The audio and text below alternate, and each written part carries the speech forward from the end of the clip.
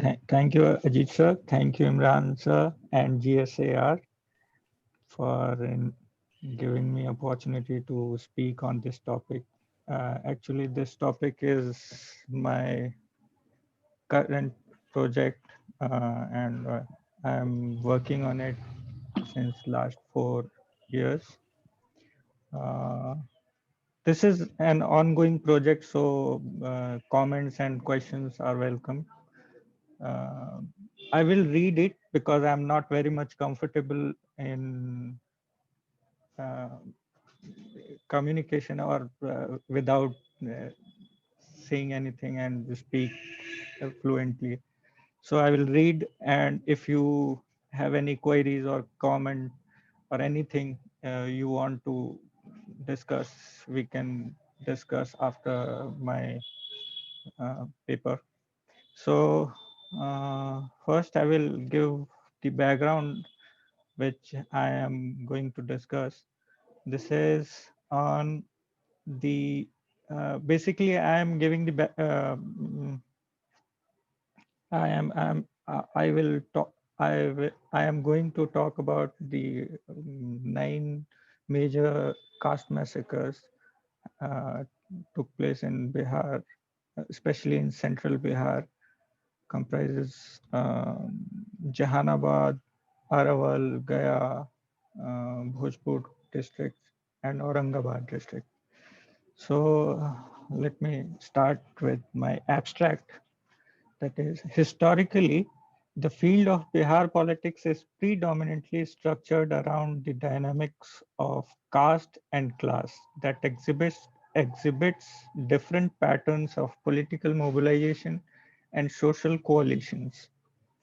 Caste not only operate as a powerful basis for political mobilization, but also intervene into the consolidation, factionalism, and the political shifts.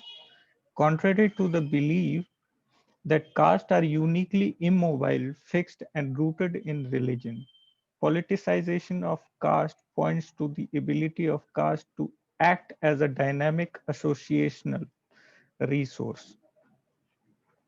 It is through this complex process that the political actors negotiate their power and status under the condition of democratic competitive politics.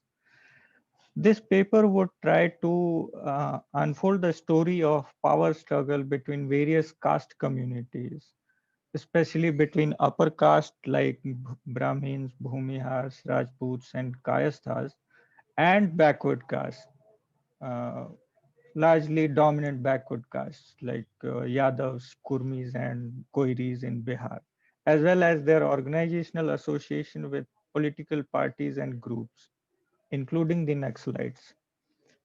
The analysis would highlight how land reform legislations in Bihar had affected the dominant backward castes. Even after getting the partial land transfer benefits, the dominant backward caste, that is Yadav, Kurmis, and Koiris, were still struggling for social, cultural, and political power in Bihar. On the other hand, the existing caste system and power relations in Bihar, Dalits, were suppressed and treated dishonorably by the landed upper caste groups. In Bihar, even when there were tensions between backward caste groups and Dalits, they shared a hostile attitude towards the upper caste. It was the energy of this fault line which the Naxalites group sought to use by uniting them against upper caste, what they called their common enemy. It was their way of concretely applying Mao's thought to the Indian social reality, that is, their understanding of Mao's idea as summed up in Mao's text, that is, on contradiction. However, the Naxalites were not able to fully grasp the nature of hostility against the upper caste by these different social groups, that is, backward and lower castes. For example, on the one hand, the dominant backward castes were fighting the upper caste to acquire their place in society by forcing them to recognize their newly acquired prosperity and aspirations. On the other hand, simultaneously, the Dalits were interested in ending the cultural and psychological oppression of both these caste groups. This seems to be a main reason why, in the long run, Naxalites were not able to build the united front between these two oppressed caste groups. In this social reality, which formed the backdrop of more than 100 caste massacres in Bihar, which took place largely from 1971 to 2000 onwards. This paper would explore the various dimensions of these massacres and ultimate failure of Naxalite groups in Bihar. So I will move to my uh, theme, that is that is a caste polarization and agrarian politics before independence in Bihar. A, mm, A close observation of the social infrastructure and its interaction with politics in Bihar brings forth a situation uniquely existing in this state. Bihar presents a political model which is different from that in any other state, particularly in terms of the nature of the social infrastructure, its historical evolution, and interaction with other facets of the political system. The most important and striking fact about Bihar is that the politics in this state is conducted almost ubiquitously through the idioms of caste. And it is possible here because the availability of various castes and their combinations. The Bihar state represents a particular, uh, the Bihar state represents a picture of highly cleavage society more than any other state in India. It was not only because the number of castes and subcastes are very large and perplexing, but the political assertion of each caste and caste groups that had left an imprint on the political process of Bihar. The various caste groups of Bihar did not wait until country's independence to mobilize their caste men for political purposes, but they began to do so in the 1920s and have continued ever since. However, the precise nature of interaction between caste and politics in the state has been changing from time to time according to the changes in the state politics. The social transformation also engendered by the process of economic development caused continued shift in the power structure of the state. The caste configuration in Bihar reveals a fluid multifarious social segmentation rather than more simplified picture of the Varna system, that is order, class or kind. Largely speaking, the social structure of the state has been spread across three hierarchical layers: the upper caste or forward caste, the backward caste, and the scheduled caste or the Dalits. The first layer includes only four castes, namely the Brahmins, Bhumihars, Rajputs, and the Kayasthas. This layer constitutes the elite twice born or Duija, who traditionally enjoyed predominantly high ritual and social status. The second layer includes number of castes dominated by largely three castes, that is Yadav, who were the single largest caste in Bihar, Kurmis and Koiris. They constitute the most numerous caste groups in Bihar. They occupied the in-between position in the ritual status of caste hierarchy, lower than upper caste and higher than Dalits. The third layer comprises the lower caste or former untouchables, also collectively referred as the Dalits. It needed to be emphasized, even when the category Dalit is used to describe the collectively of various lower castes, the hierarchy within them continues to exist.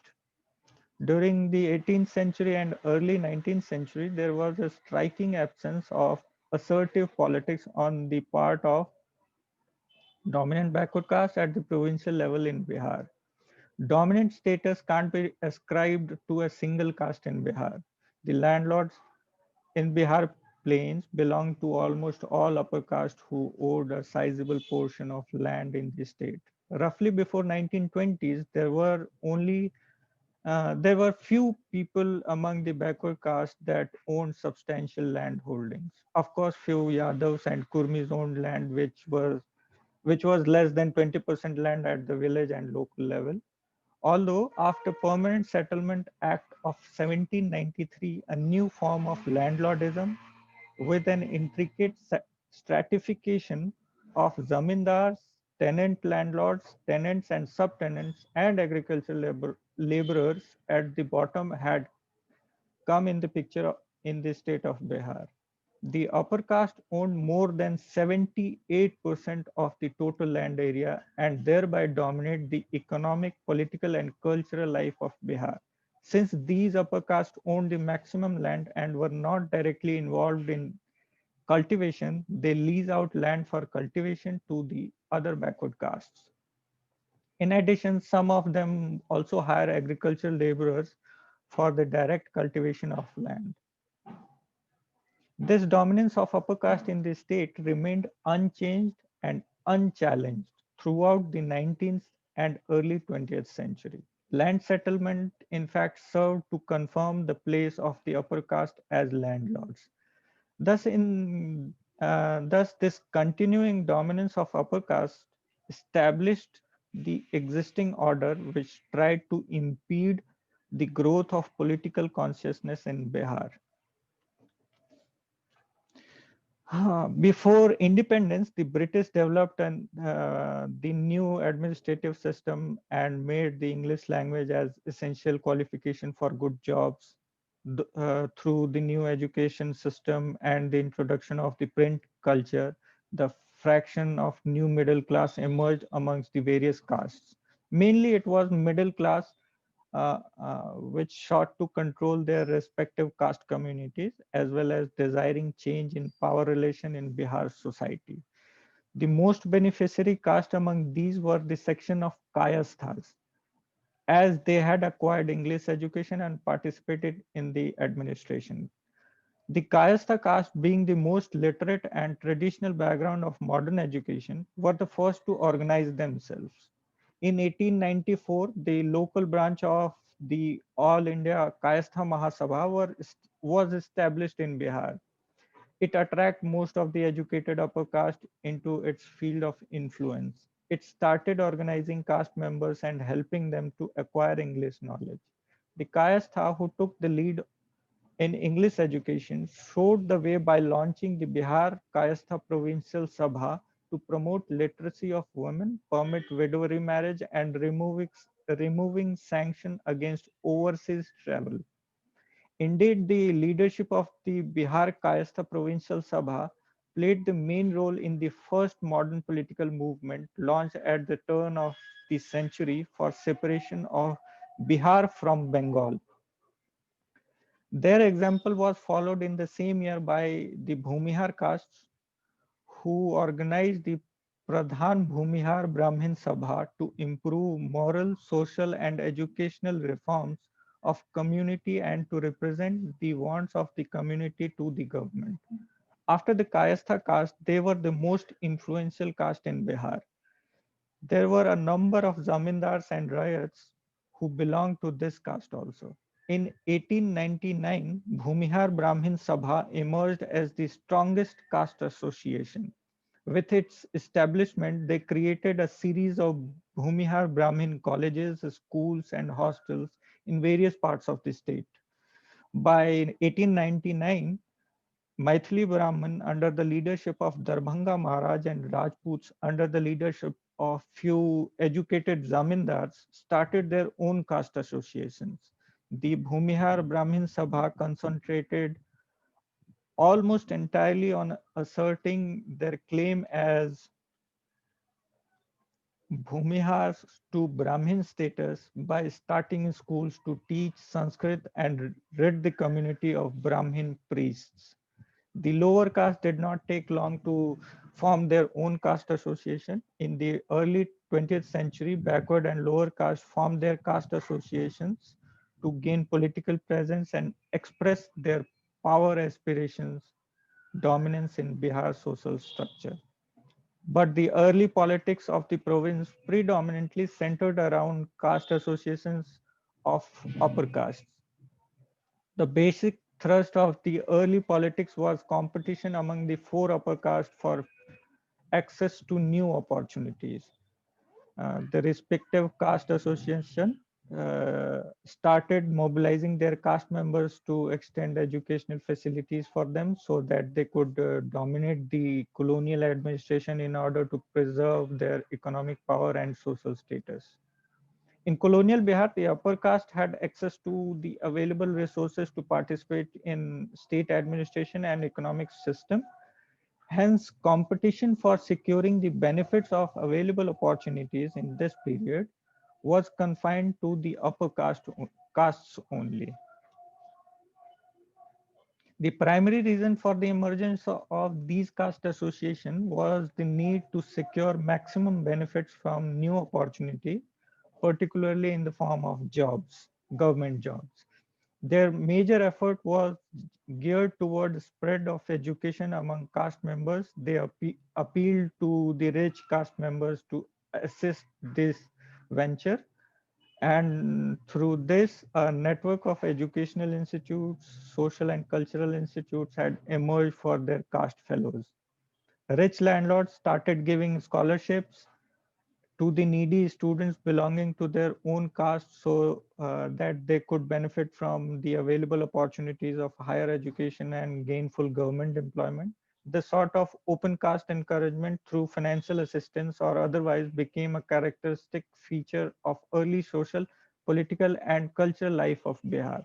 These caste associations also tried to do away those customs and barriers which either hindered the pursuit of educated people or were source of division within caste.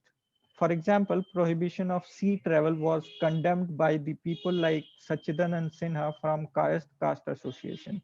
He himself did not do the prescribed penance after returning from England. So the rise of the political organizations, these caste associations lost much of their vitality, yet casteism continued and became more pronounced. Although these caste associations did not play any significant role in the Indian national movement, but these caste associations were very much involved in the movement for separation of Bihar from Bengal.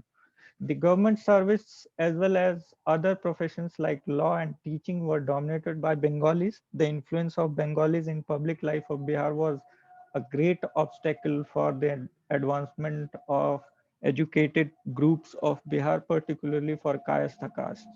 The Bengalis who dominated the government services were often accused of using their influence in getting Bengalis into the jobs.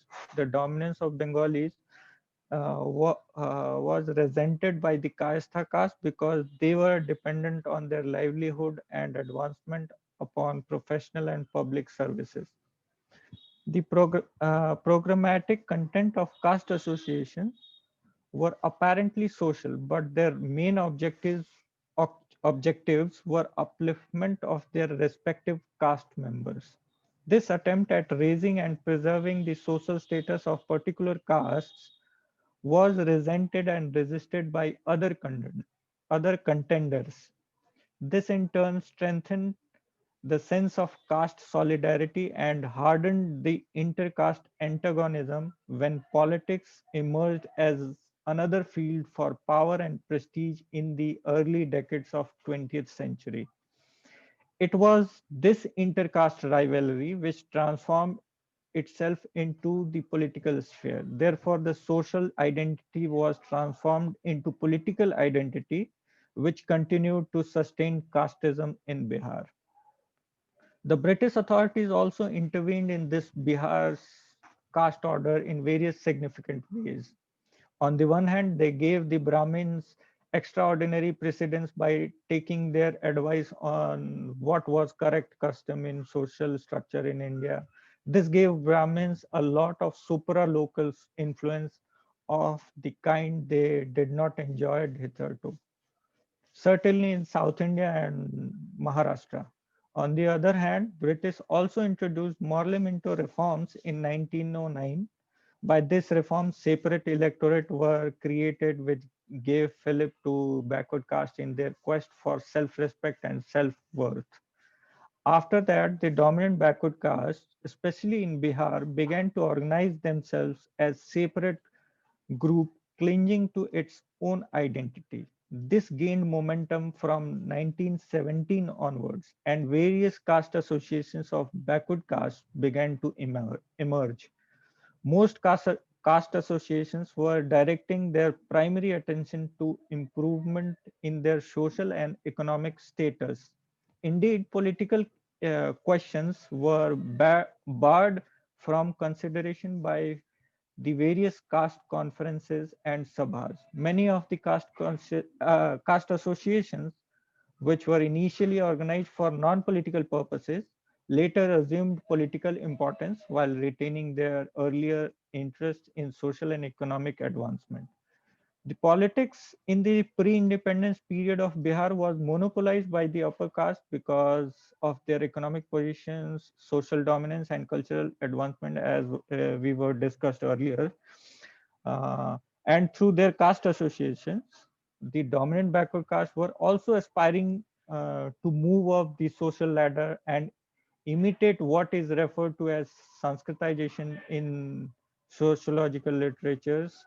Although they were frequently identified as the driving force behind the democratic surge in India, they often behave outrageously as new Malik and Sarkar, especially in rural Bihar. This new sense of dominance had surfaced in the increasing incident of atrocity against Dalits by dominant backward castes in Bihar. By the late 19th century, the dominant backward caste had attempted to raise their social status in the caste hierarchy. They began to claim to be placed in the Kshatriya category.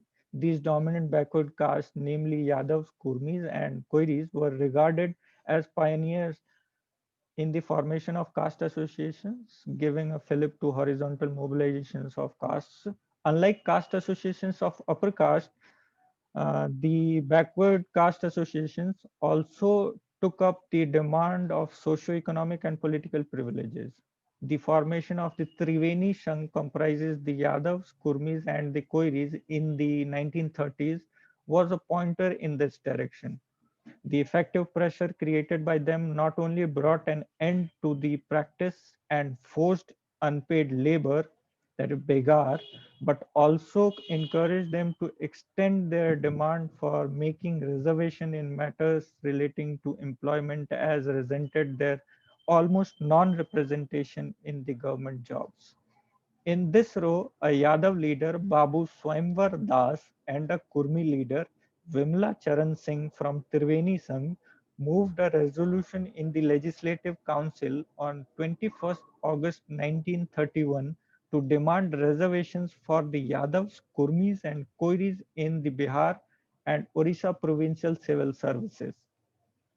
To influence and persuade the lower castes of Bihar, the Triveni Sangh, an umbrella of dominant backward castes, took up programs like anti-cow slaughter movement and forged a tenuous agrarian unity with the upper caste landowning castes in the late 19th century. Gradually, from the early 20th century, the dominant backward caste came to challenge the dominance of upper caste, resulting in caste resentment, tensions, and scattered incidents of violence against the upper caste landlords. However, the dominant backward caste of Bihar failed to establish widespread political influence in Bihar. It was probably because of the number of less influence of the backward caste leaders in Bihar Legislative Assembly, limited voting rights, and Swami Sajanand Saraswati's Bihar Provincial Kisan Sabha. Swami Sajanand Saraswati formed the Kisan Sabha to dismantle caste polarization and landlordism in Bihar. His original purpose behind the formation of the Kisan Sabha was to prevent the eruption of caste tension and violence in rural Bihar. About this, Sajanand himself said, and I'm quoting, caste association and donation given for caste and religious purpose are essentially devised by the rich to control organizations and to protect their landed and trading interests, and to generally continue their supremacy rather than for any altruistic purpose. The Kisan Sabha, to an extent, gained the momentum beyond the caste lines in Bihar because their struggle or movement was not a movement for land to the tiller, instead, a movement for land to the tenant. The main beneficiary of this Kisan Sabha movement were the dominant backward castes, namely Yadavs, Kurmis, and Koiris, etc. Lower caste Mazdoors were sometimes involved in this movement, but despite this, they were generally lost out. The struggle for land to the tiller did not benefit the lower caste or beggars, but it benefited the tenant and subtenants who belonged to the cultivating dominant backward castes. Now we move to after the whole situation after independence. Bihar had witnessed several movements to liberate the poor and downtrodden from the clutches of highly exploitative and oppressive social, economic, and political structure. During 1930s and 40s, a new consciousness began to emerge among the various caste communities and working class in Bihar, while at the same time, the dominant backward caste mobilized other lower castes for their political agendas. Apparently, this could be one of the reasons that Bihar was the first and only state to take the principal decision to abolish the Zamindari system after just India's independence. However, there was no dearth of issues confronting the poor peasants of Bihar. The rent and its payment, Begar, Abwa, Bucks land disputes, etc., created a very fertile ground for tenants or backward caste peasant struggles in Bihar. It was with this background the Kisan Sabha first sprang up in the western part of Patna district in 1927. On the line of All India Kisan Sabha, the Bihar Provincial Kisan Sabha was formed at the annual gathering of the peasants during the Sonpur Fair of 1929 under the leadership of Swami Sajanand Saraswati. The original purpose behind the formation of Bihar Provincial Kisan Sabha was not to promote caste cleavages or peasantry related tensions, but to prevent the eruption of serious rift in the countryside of Bihar. Swami Sahajanand Saraswati joined the Bhumihar Mahasabha in an apparent bid to buttress the Bhumihar's claim to Brahmanical status. But by 1925-26, the two wings within the Bhumihar Sabha, the moderates led by Sri Ganesh Dutt and a big landlord, and the radicals were by Swami Sajanand Saraswati. Soon Sahajanand's ashram at Bihta near Patna became the focal point for peasant movement in Bihar, attracted not only Bhumihar caste but tenants of other backward castes also. The backward caste agricultural tenants in Bihar had started getting organized with the formation of the Kisan Sabha, but soon the growing influence of Kisan Sabha created discontent among the backward caste tenants. Due to several unresolved issues of the backward caste and lower caste peasants, initially the Congress also welcomed the formation of Kisan Sabha and appreciated Sajanand Saraswati's work. The demand for the abolition of zamindari system was started raising by the backward and lower caste peasants during 1930s under the banner of organizations like Triveni Sangh, Triveni Sangh. Sajanand himself opined that zamindari system was an obstacle in the way of economic and social advancement of society, and the zamindars were parasitical elements sucking the blood of toiling peasantry. In the initial phase of the peasant movement, the Kisan Sabha took little note of the internal differentiations within the peasantry, relying more on rich and upper middle peasants in the name of representing the entire peasantry. Indeed, the dominant backward caste association, Triveni Sangh, observed that the upper caste Kayami Rayat, and among them especially the Bhumihar Brahmin Kayami Rayats, were objectively in a position to lead the first rise of the Rayats. Almost all the leadership posts from top to bottom were filled by Bhumihars. In this context, Walter Hauser wrote, and I'm quoting, the leadership of the Kisan Sabha was socially dominated by the Bhumihar caste. Sajanand Saraswati himself admitted in 1944 that Kisan Sabha was unable to get all peasants together and the upper caste rich and middle peasants dominated the Kisan Sangh and they were using it for their benefits and gains. The central leadership of the Kisan Sabha never tried to get into the details of the reasons behind the absence of the other backward and lower castes in the Sabha. However, the dominant backward castes were not basically interested in a movement for land to the tiller. Instead, they were more interested in a movement for land to the tenant. And the Kisan Sabha movement was not in a position to represent their interests. On Triveni Sangh's document stated that the zamindars of Bihar took more rent from backward caste than the upper caste ryots. They charged different kinds of caste abwabs, humiliated and oppressed them by various measures. And Swami Sajananda also shown an extra sensitivity to the Bhumihar social status to prove them as he was also from a Bhumihar caste.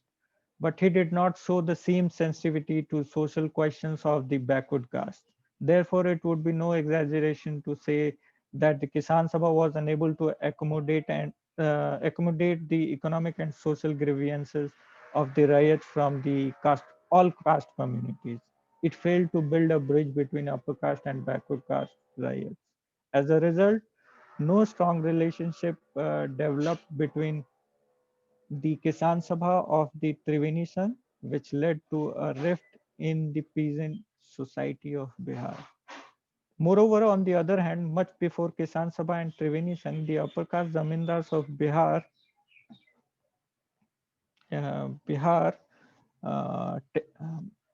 were organized themselves to resist moves for the implementation of land legislations in the state by the 1793 Permanent Settlement and 1885 Bihar Tenancy Act. In fact, in the 1920s itself, upper caste zamindars formed the United Party to safeguard their interests. Most of those who were the founders of the United Party subsequently joined the Congress and occupied positions of power to influence it. The Congress were the Congress, which enjoyed the support of the rural peasantry during the various waves of Indian freedom struggle and was committed to implement land reforms, failed to do so when it came to power under the Government of India Act of 1935. In fact, the provincial congress compromised with the upper caste zamindars and did not implement the agrarian program.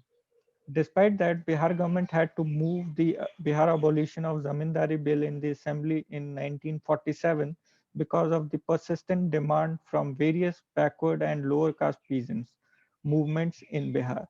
The bill became an act in 1950 under the name of Zamindari Abolition Act of 1950. The government of Bihar abolished interest in land, trees, forest, fisheries, bazaars, mines, and minerals of zamindars and tenure holders and wasted these interests legally through this act in the state. However, the upper caste zamindars moved heaven to earth to stall the passage and implementation of Zamindari Abolition Act in Bihar. They launched three-pronged attacks assault on the tenants, wooing the Congress leaders and obstructing the passage and implementation of the legislation through lobbying and filibustering in the Bihar Legislative Assembly and dilatory tactics in the judicial courts. Uh, in the first phase of implementation of Zamindari Abolition Act, only 155 zamindars were affected. Then by 1954, the act was amended to facilitate its speedier implementation. The very act was again amended in 1959 to eliminate its loopholes. But as far as the upper caste zamindars were concerned, the built-in safeguard in the Act were not altered in substance by either of these two amendments of 1954 and 1959. Throughout the intervening periods of these land reforms legislations, a large-scale eviction of occupancy, mostly from backward caste tenants, occurred. Because of this, the area under the category of self-cultivating land expanded hugely. The under tenure holders made excellent use of this opportunity since the actual tenants in many cases failed to provide any proof of their right of occupancy. Mostly the backward and lower caste tenure holders promptly acquired such lands in their names and became the occupancy tenants. Even after 7 decades of the Zamindari Abolition Act, some giant among the former upper caste zamindars like Darbhanga Maharaj, Dumrao Maharaj of Bhojpur, Hathwa Raj of Saran, Raja of Ramgarh, Krusela Maharaj of Purnia owned thousands of acres of land over several villages in Bihar. Other than these Rajgharanas, the health minister of Bihar government of 1982, Dinesh Singh, a Bhumihar by caste, said that his family never had any zamindari in Purnia district. Rather, they were riots of Darbhanga Maharaj. But he also possessed, as claimed tenant, about 18,000 acres of land. However, it is important to note that before introduction of the land reform legislation, land was owned mainly by the upper caste, that is Brahmin, Bhumihar, Rajputs, and Kayasthas, and tenants consisted of dominant backward castes, that is Yadav, Kurmi, and Koiris. These dominant backward castes, by virtue of land they acquired as cultivators at the time of abolition of zamindari system, had become a new class of haves pitted against the have-nots, that is lower backward castes and Dalits. Thus, the way in which land legislation was implemented in Bihar generated lot of animosity and bad blood between various sections of Bihari society. It filled the dispossessed with lot of suppressed anger and frustration, leading to their lack of trust in the legislative processes that failed to implement the agrarian laws. After introduction of various land legislation and reforms like Bataidar Act, Bihar Land Reforms Act, the Bihar Tenancy Amendment Act of 1970, the Bhudan movement, the land grab movement, and the Jayaprakash Narayan's total revolution made the backward and lower caste peasantry charged up against the upper caste gentry and landlords. These reforms given the loophole-ridden content of these acts such procedural bottlenecks as inadequacy of land records and rents rolls, and above all the naked nexus between the upper caste land rich, government officials, and the police. These land reform acts were found only on paper, not in practice. Apparently, this was the same period when Communist Party of India struggling with their internal conflict on the issue of adaptation of Russian model or Chinese model. Most of the CPI member believed that Chinese line was the best for Indian condition and therefore they should mobilize the Indian peasantry for armed revolution on Chinese model. On the other hand, caste politics and caste mobilization became significantly important after adult franchisee became a living reality for the people of India, especially for the backward and lower castes who were struggling for their political power from a very long time. After independence, the establishment of democracy in India had introduced one major change in a way caste and politics interact, and that was by making all castes legally equal. It took some time for this legal equality to gain empirical momentum, but with the gradual dissolution of the closed village economy, the tempo had certainly become visible to the naked eye.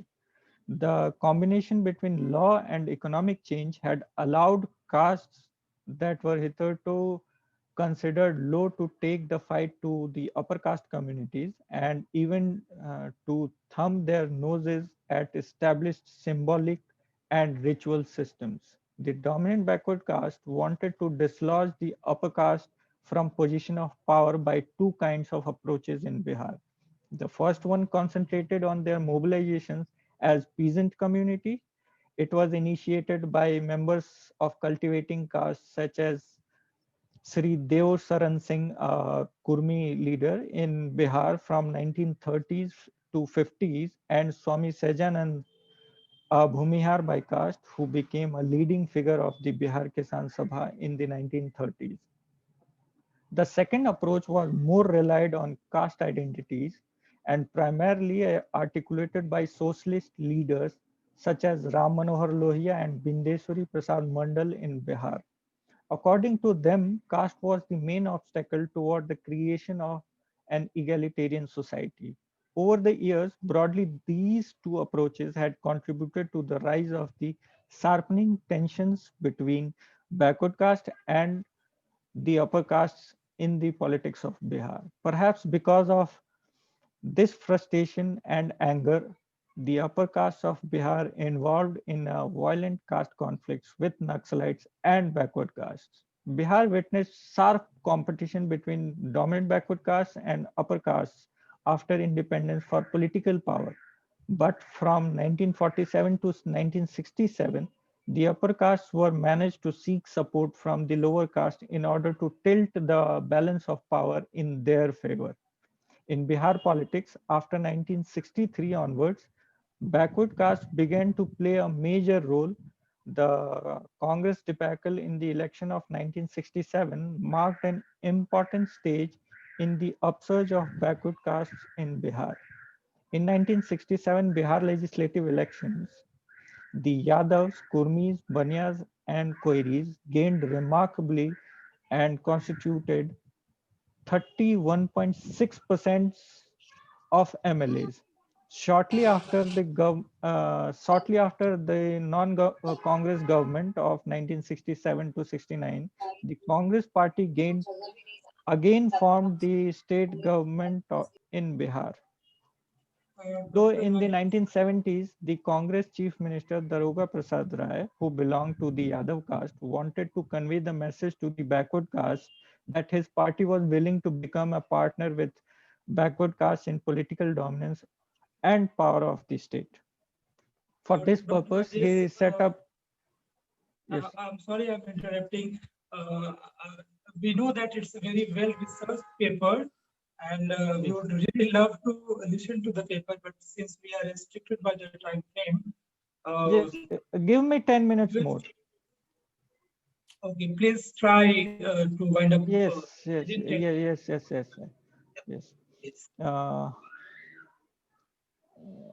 Yes, but soon that Daroga Prasad set up the State Backward Commission in the year of 1971, which was aimed to identify the economically and socially backward caste and given them reservation in educational institutions and government jobs. Um, but soon their dreams were shattered as the upper caste leadership of the Congress removed Daroga Prasad Rai from the post of state's chief minister. Practically by the beginning of the 1970s, the other backward castes were neither politically organized nor did they have any political institutional structure that would take initiative for their social and political ambitions and interests or used to raise voice or mobilize for a struggle. In such background, a group of disheartened and disillusioned backward castes, taking inspiration from the Naxalite revolt of 1967, opened a front against upper caste feudal lords. Backward and lower caste leaders like Jagdish Mehto, Rameshwar Yadav, Narayan Kavi, Dr. Vimal, Bhutan Musahar, and Johar Dutt were prominent among them. Master Jagdish Mehto and his fellow comrades sprinkled the fire of Naxalbari by bringing it from Bengal to Ekwari village of Bhojpur. Ekwari village of Sahar block became the center of Naxalite uprising in Bihar. Thus, the violent struggle started between two types of power groups in Bhojpur. On one side, Naxalite leaders like Jagdish Mehato, who were leading the lower caste, and on the other, they were upper caste politicians, zamindars, bureaucrats, and contractors were lined up. For example, the undeclared war of 1975 in Bahuwara village of Sahar block could be gauged by the fact of continuous firing for 96 hours between Naxalites and police. By 1975, even the Indian government accepted that Maoists were swept across many districts of Bihar. Uh,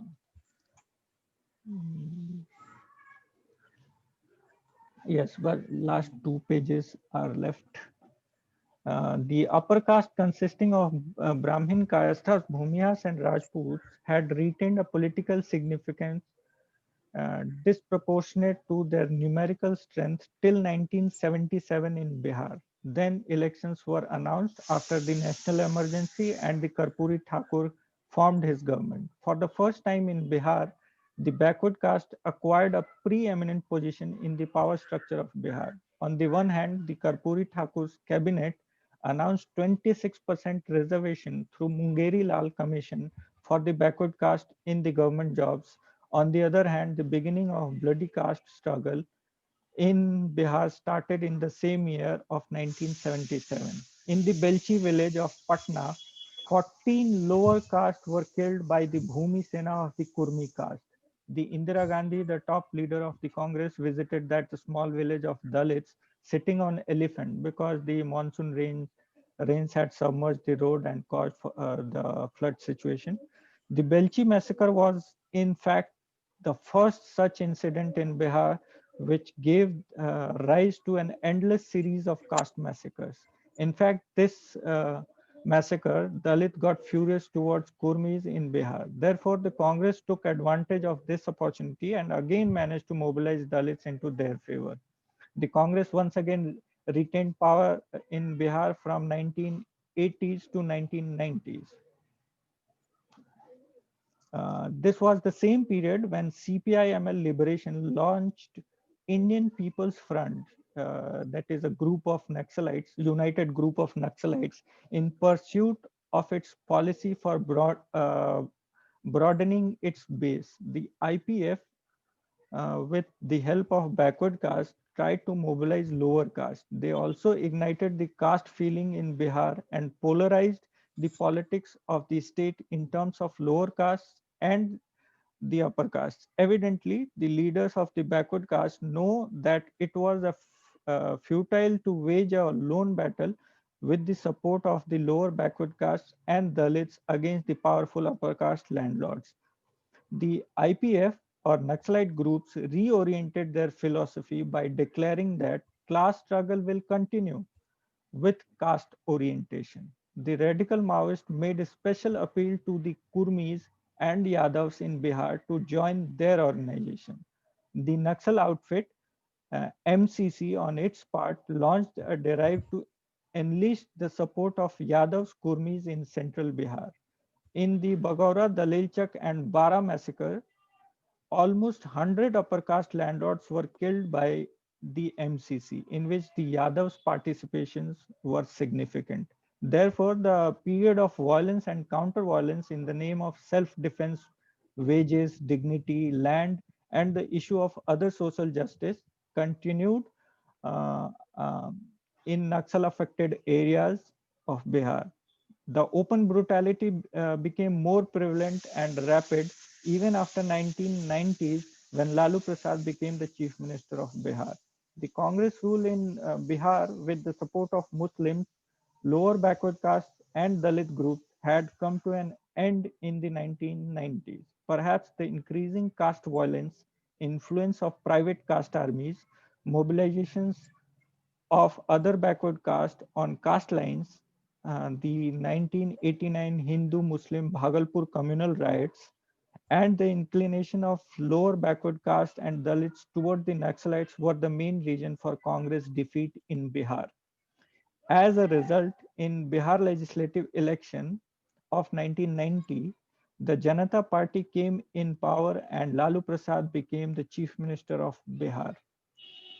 This was the year when backward caste leaders in the assembly, the Legislative Assembly of Bihar, exceeded the number of upper caste legislative members. In this context, Christopher Jeffrelot said that the backward castes in Bihar had gained political power in 1990s onwards. But perhaps it will be correct to say that from 1990s, Yadavs had enjoyed more political privileges in Bihar. Although to enjoy this privilege, Lalu Yadav polarized the backward caste through Mandal Commission's recommendation and Naxalites on Swar Ki Rajniti, politics of voice, against the upper caste in Bihar. The announcement of the Mandal Commission came into force on August 1990, according to which there was a provision of 27% reservation for backward caste in central government jobs, proved to be a boon for Lalu Yadav. It established him permanently in the politics of Bihar. He changed the politics of Bihar by saying, अब रानी के पेट से राजा नहीं जन्मता, अब राज मिलता है आपके vote से, यह राज आपके वोट से ही बना है, इसलिए अब आपका राज चलेगा रौब से, ढिलाई से नहीं. In conclusion, it would be correct to say that the dominant backward castes maintained a love-hate relationship with the lower caste and Naxalites to fight against upper castes uh, and acquired political power in Bihar. Due to this relationship to political dominance of upper caste was weakened and dominant backward caste moved to fill the vacuum. Therefore, again, it will be appropriate to say that Naxalites sought to be used backward caste by uniting them against upper caste, and the dominant backward caste were fighting the upper caste to acquire their place in society by forcing them to recognize their newly acquired prosperity and aspirations in Bihar. And perhaps this was the main reason why, in the long run, Naxalites were not able to build a united front between backward castes and Dalits, and they pushed the state into the backdrop of more than 100 caste massacres in Bihar, which took place during 1971 to 2000 onwards. Thank you.